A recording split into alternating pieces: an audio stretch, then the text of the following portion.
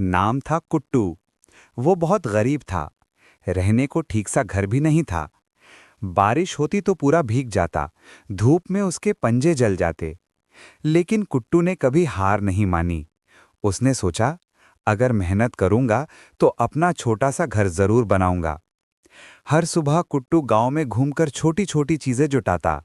कहीं से लकड़ी का टुकड़ा, कहीं से फेंकी हुई टीन की शीट और कहीं से सूखी घास। लोग उसकी लगन देखकर उसे मदद भी करने लगे। कोई एक ईंट